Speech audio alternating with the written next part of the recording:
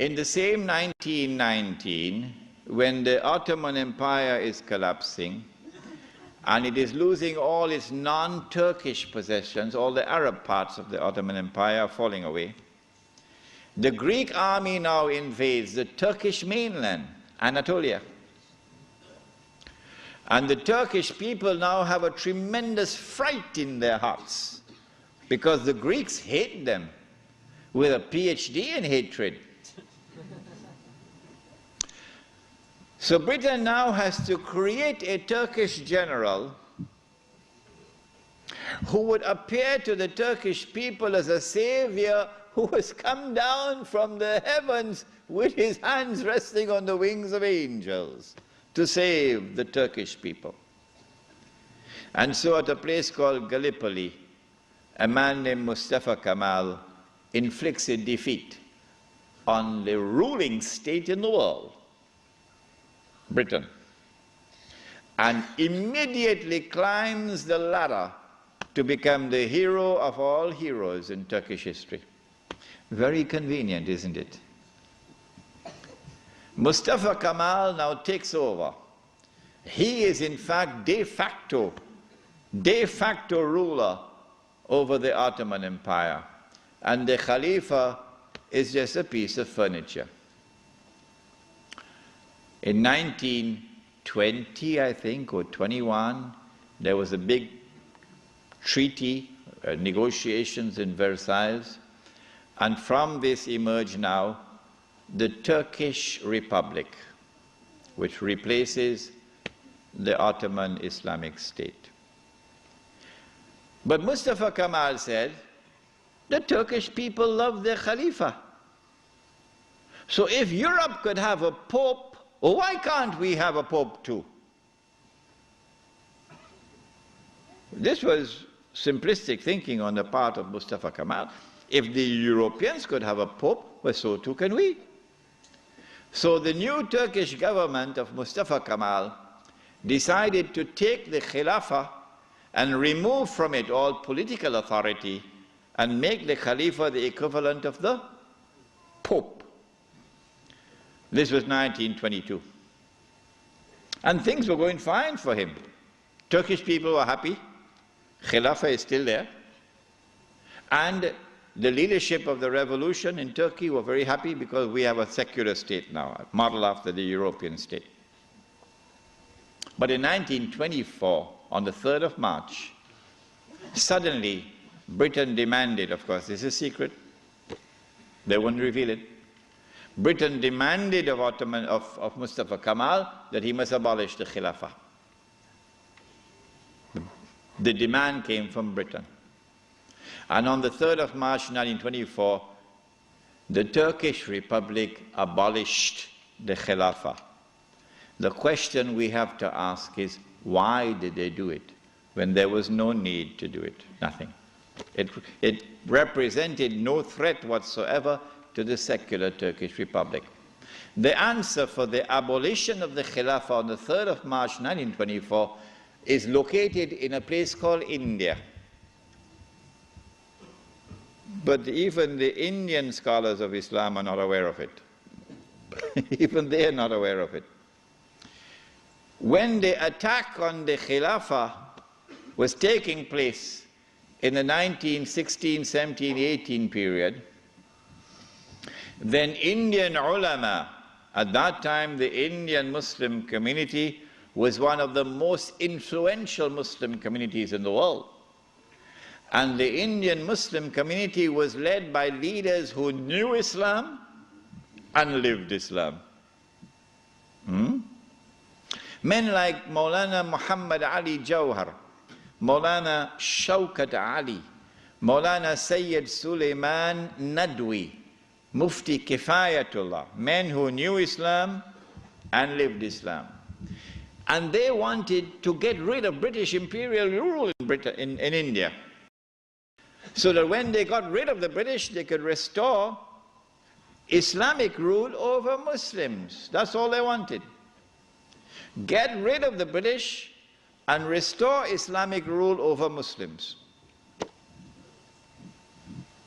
And they realized that they could mobilize the Muslim masses of India over this issue of the Khilafah, because everybody loved the Khilafah.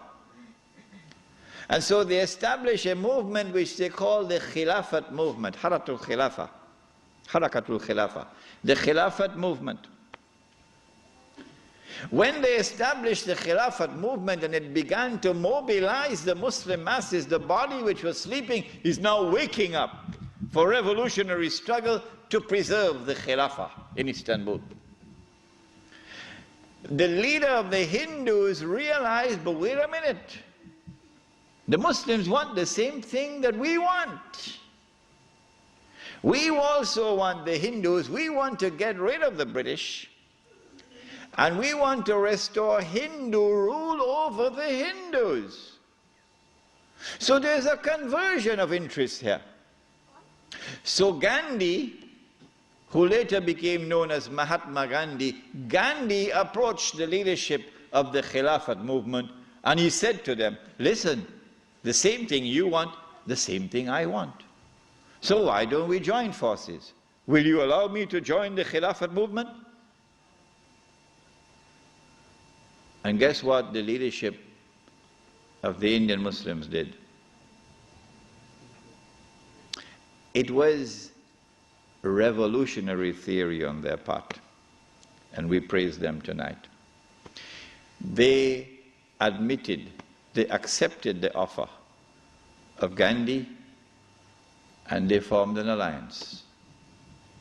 And so the Khilafat movement in India now became a Hindu-Muslim alliance for the purpose of getting rid of British rule. And then that would replace, that which would replace British rule would be Islamic rule over Muslims and Hindu rule over Hindus. This constituted the most dangerous of all threats that Western civilization have ever experienced in its entire period of colonization of mankind. This Khilafat movement. Because the Western objective was to demolish every existing state structure in the world and replace it with the secular state. So that eventually the secular state could be brought under the umbrella of a League of Nations and eventually a United Nations, and this would be political globalization at work. If the Khilafat movement were to succeed, then one of the most important communities in the world, the Indian Muslims, will escape. Because when the British withdrew, Muslims will be ruled by Islam and Hindus will be ruled by Hinduism. Between 1920 and 1924, the Khilafat movement was building up steam at an alarming rate. And by 1924, the British had calculated, we have to get rid of this Khilafat movement. And the only way we can think of now is to abolish the Khilafat. And so they put the pressure on Mustafa Kemal. As soon as the Khilafat was abolished, the Khilafat movement in India began to lose steam.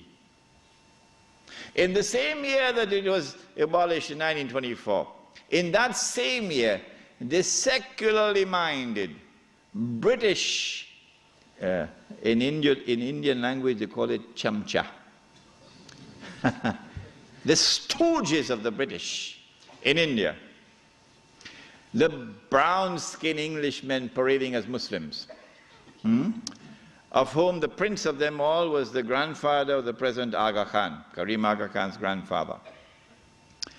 They now restore an organization called the All India Muslim League.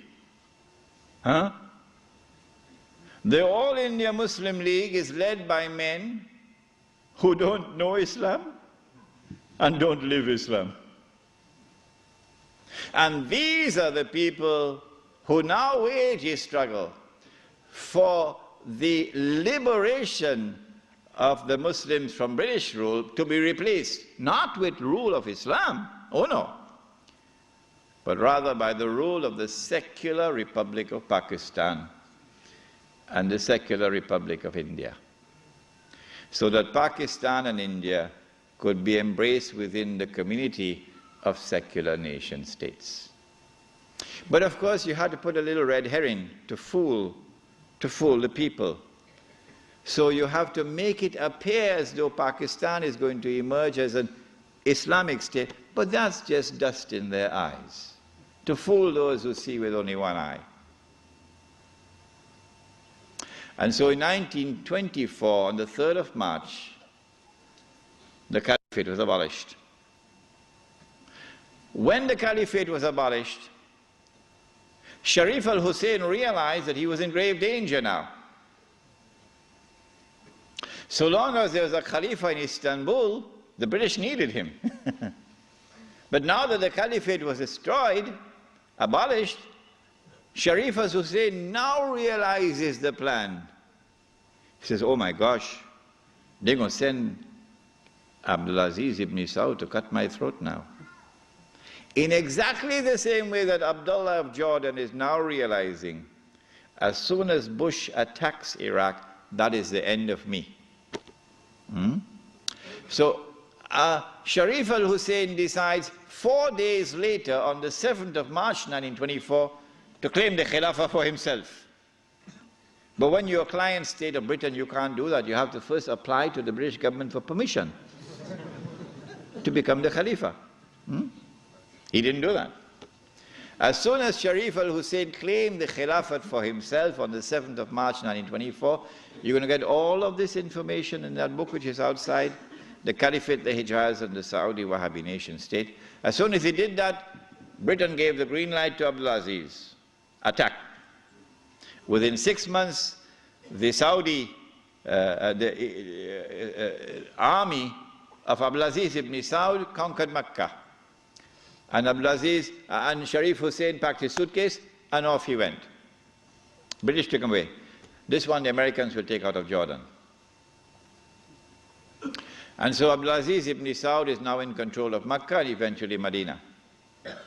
It's a Saudi Wahhabi alliance. Does he claim the Khilafah for himself now? No. What he does is, as soon as he enters Mecca, in 1924, October, Abdulaziz ibn Saud makes a proclamation, and they're going to hate me for revealing this to you, because nobody remembers it now. The proclamation which he makes is that this land belongs to the entire Ummah. This land belongs to the entire Ummah. I wonder how a Pakistani or a Bengali Muslim will feel when he hears that, and he's been rounded up like dogs, stray dogs, and put on trucks because he's overstayed his visa, while white-skinned Americans and British are treated like princes in the Holy Land. How will a Pakistani or Indian or Bangladeshi feel? This land belongs to the entire Ummah.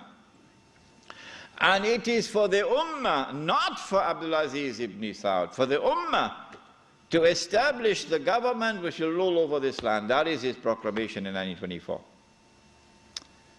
But in cricket it's called playing for time. He did this because in April of 1924, Al-Azhar University had responded to the Turkish abolition of the Khilafah. What did they do? Al-Azhar University declared that this was bid'ah and haram to abolish the Khilafah. And therefore we must respond to it. And the response of Al-Azhar is that we must have a mu'tamar, a conference, which would meet and which would appoint a new Khalifa. As soon as Al-Azhar issued this proclamation, you could see how Britain was trembling. The British government can't digest their food now. They've got to plan some counter strategy to the initiative of Al-Azhar University. The counter strategy is that Egypt is itself not a free country. It may appear free, but Britain really has control over Egypt. So Britain puts pressure on King Fuad, the father of King Farouk. You're too old to hear about, you're too young to know about this. And King Fuad is now putting pressure on Al-Azhar to hold back on this conference. So for 2 years the conference can't take place. 2 years because of British pressure. The conference finally takes place in June, July of 1926. But Britain uses another counter strategy. She gets Abdulaziz ibn Saud in Mecca to also convene a conference of the world of Islam in Mecca at the time of the Hajj, which is May of 1926. And then Britain and Russia and France and China and all the major powers in Europe all get to work.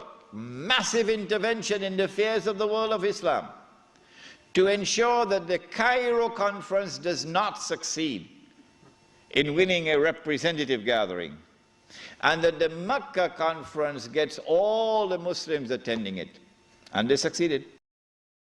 The Cairo conference, organized by Al-Azhar University, becomes an essentially Arab conference because non-Arabs are hardly present.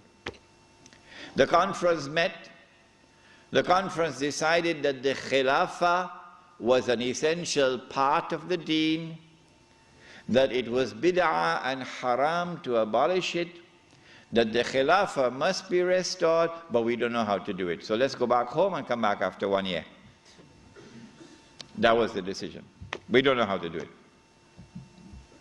But in Mecca, you had the most successful representation of the entire world of Islam, because Britain really went to work on it. This conference is now convened, but strangely for the Wahhabi movement. Strangely for the Wahhabi movement, which is a religious movement, which declares that it is bringing back the original Islam and removing all the extraneous things which had been added and cutting out all the shirk. So this is the real Islam. Well, then how come you don't even have the subject of the Khilafah in your agenda for your conference? We asked the Wahhabi movement, give us an answer. There is no answer. The answer is that the Wahhabi-Saudi alliance is now perpetrating a gigantic, a massive betrayal of Islam in abandoning the Khilafah. And so the conference takes place. But the subject of the Khilafah is not even on the agenda of the conference. Instead, Abdulaziz ibn Saud approaches the conference twice, himself in person, and he asks the conference to recognize him as Al-Malik. That his rule should be recognized over the Hijaz. When the conference had heard His Majesty the King on both occasions, and the conference is now sitting down to discuss the matter, shall we recognize Saudi Wahhabi rule over the Hijaz? The leader of the Indian Muslim delegation jumped up to speak first. He spoke first. His name was Maulana Muhammad Ali Jawhar. He got up and he told the king, get lost. We'll never do that. As soon as the leadership of the Indian Muslim delegation had established its position of rejecting the claim of the Saudi Wahhabi leadership for sovereignty and control over the Hijaz, the rest of the delegates couldn't say, That was the power of a man who knew Islam and lived Islam. And so the conference ended without giving to the Saudi Wahhabi rule over the Hijaz recognition. They decided that they'll meet every year, but that was the last time they ever met. This then was the response of the world of Islam to the abolition of the Khilafah. In 1930, I think, or 31, Hajj Amin al-Hussein in Jerusalem felt that the ominous advance of the Jews in the Holy Land required a response from the world of Islam. So he sought to reconvene the conference in Jerusalem. But it was a new conference. It gave it a new name in 1930 or 31. They call it the Al-Aqsa Conference, or the Mu'tamar al-Am. And this conference also met in 1930-31, but you're meeting to establish Darul Islam in a territory which is under British rule. Nothing could be more foolish than that. How can you restore Darul Islam when you're meeting in a territory which is under British rule? And you have to get permission from the British government to hold your conference. So the conference ended without being able to do anything about it. Since then to this day, there has been no effort, no significant effort on the part of the world of Islam to restore the Khilafah. Why? Simple. Because you cannot restore the Khilafah unless and until you can liberate the Hijaz, Makkah and Medina. You can't do that. When the Hijaz, the security of the Hijaz is underwritten by Uncle Sam,